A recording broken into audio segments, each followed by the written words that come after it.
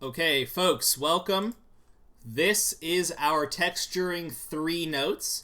More of a summary of where we've come from and pointing us in the direction of where we are going next. So at the top, I have again reiterated our order of operations for UV preparation. So that is when you select faces, map them using planar map, move them in the UV space, and then make sure that they are unfolded. Okay? So that's all well and good. Great, we've done a lot of UV prep already. We've prepped the UVs for our Rubik's Cube. We've prepped the UVs for the monolith. Okay, great. What do you actually do once you get past this point, though? Once you actually have UV maps prepared, they're unfolded, they are, appropriately well made. Well, the next step is to assign some kind of texture onto it, right? What are we doing this for? Because we want to put a picture on it. We want to change how it looks. So, what are our methods of texturing?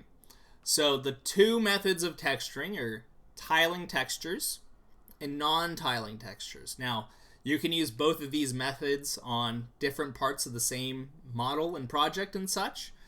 But essentially, a tiling texture is simply any texture that can be infinitely tiled so that you can get a seamless, infinite copy of that texture versus a non-tiling texture, which is when you create a defined picture, basically in Photoshop or something along those lines. It's a finite pixel size with finite placements of imagery on it, and the shells in that case will go in the 0 to 1. So here's our example from our friend the Rubik's Cube. So in that assignment, I had provided you with a finite detail texture, a non-tiling texture. Now technically all the textures tile. The idea of a non-tiling texture is that the edges don't seam up well, so you'll see the seam. But you will have, oh, you know what? We are recording, so let's do this the right way. I'm going to set to my UV Rubik. Let's open this up. Rubik demo, right? So here we go. Let's take a little reminder. So with this one here, we had a texture already defined. Let me, this one. So I'd given you this texture, and then we took the shells and placed them where we wanted them to go. Now, if I go to the bottom here, you'll see as I move this around in the space, like I said, it does tile infinitely. It's just a different copy. So if I was good at this, see, I can put this right here. It's still orange. It's in a different version of it, but it's still technically orange. So, but the point I'm making is that these textures are not designed to be tiled. They're designed to be finite. Okay, so these are where the 6 sides of the Rubik's Cube will place their faces there to make them colored, and then this big blob over here left black so that I can make all of the gaps black. Now, with what we are working on today, we are going to be using a tiling texture to allow us to get lots of high definition detail quality from our texture. So what have I given you today? Today, you have this text 3. I need to fix the name of this in here. So texture 3, Cinderblock, and in that source images is this Cinderblock texture, as well as the Maya file. So here's the texture I've given you. This is a finite sized image, right? If I take this into Photoshop, it's gonna be, I think it's like 1,000 by 1,000 or something. But it's a finite size. But what we're doing is we're going to make our UV shells really, really big so that it's using the same small texture multiple times applied seamlessly across the cinder block. So today's assignment, let's start with we have this project folder here. I've given you this zip folder. Make sure you right click and uncompress it if you're in Windows. Otherwise, you can just double click it if you're on Mac. Then I'm going to go ahead and make sure I set my project. Cinderblock, set my project, open my scene, text Cinderblock 3, don't save, and here we are. Alright, very simple shape here, just a cinder block. Okay, so let's go through our UV prep steps, right? Select, map, move, unfold. So we need to do this for the whole thing. Let's go back into here. Alright, so let's get started. Go into my UV editor. Alright, I'm going to press 5 for shaded view. And that'll shade my UV shells just so that I can see them in the UV space. Alright, so let's select these two on the top and these two on the bottom. And I'm going to select, and then I'm going to map. So these are both facing in the Y direction, positive Y and negative Y, but still Y. So I'm going to planar map these on the Y. Now as a reminder, you should be using your quick shortcuts right here with the planar button. This is going to be a projection from the Y. So I will middle mouse button to project from the Y axis, switch to move, bring this up here. And so we hit select, map, move, and then we'll unfold U, unfold V. We'll turn on our checkerboard pattern here, and you can see, hey, squares look good. Same down here. Very good. All right, let's do these two now. And these both face in the X direction, positive and negative X.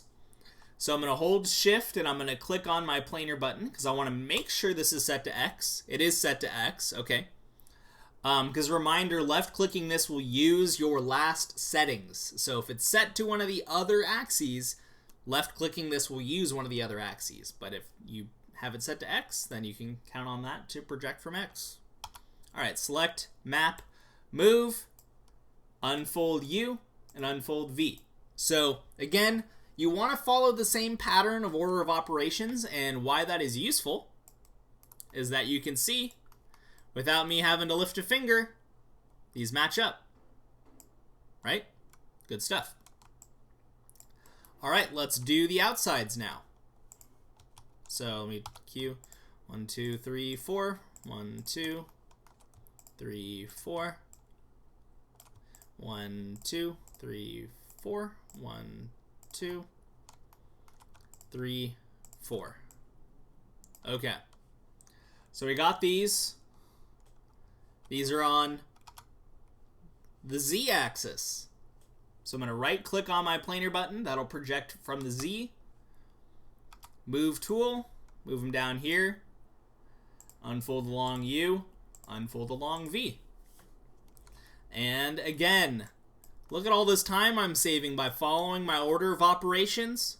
And they're coming out with similar proportions. How great is that? How great. It's almost like Mr. Meyer told you this was a good idea and that you should do it. Alright, so let's grab top and bottom here.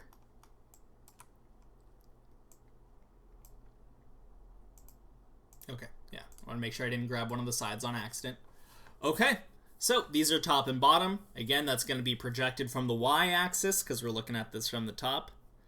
Middle mouse button, click on the planar map button.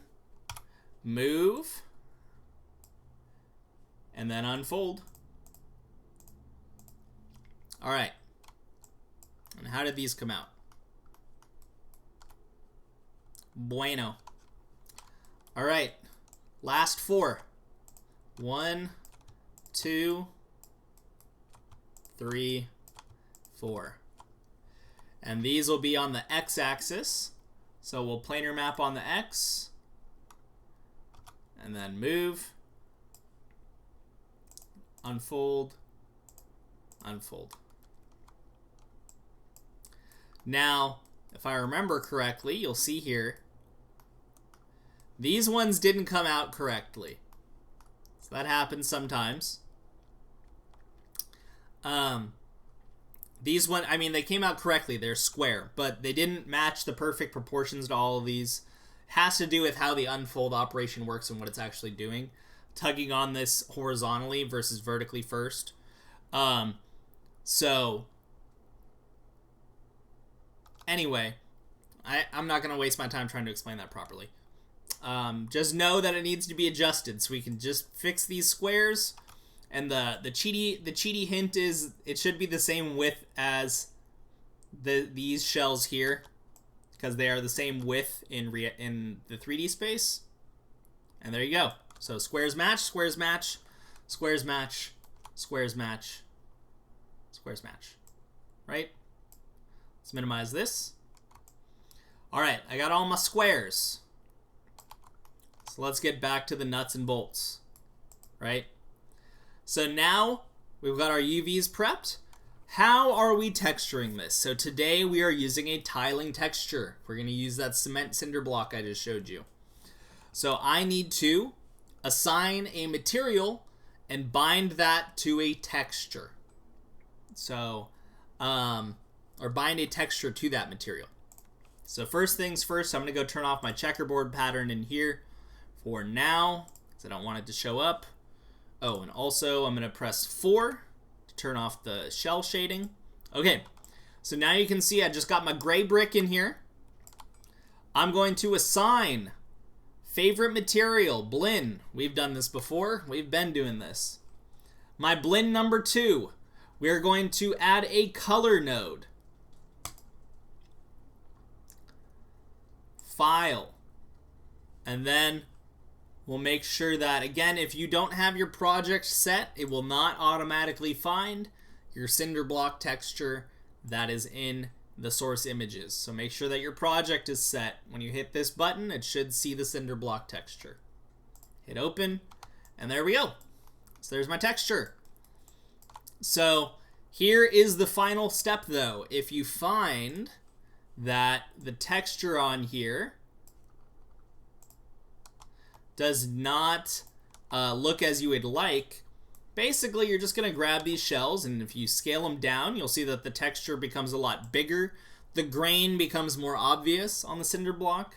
Or you could grab these shells and make them gigantic, and that will duplicate the texture many times. See, you can see this same scuff is here and here, right? And here, and here. So, but it's not super noticeable. So just get this, get the shells arranged the size that you want them. You're going to be using this same cinder block for your next 2 sets of notes. So for the texturing 3 assignment, as you get ready for texturing 4 and 5, which will be about bump maps and specular maps, you just need to prepare the UVs for this object, select map, move and unfold for all of the faces on this, and then assign the tiling texture material to your object, a blend material, apply the texture to that material, the cinder block texture to that material, and then adjust the size of your shells as needed to get the texture to apply in the way that you would like it to. And so with that, you'll be done. We're done talking about our third set of notes here as we get ready to create bump and spec maps for our tiling material, our tiling texture here. That's what we're moving into next. So that's it for today on this. Make sure you get your cinder block entirely UV prepped and get the material and texture applied to it. And that's it.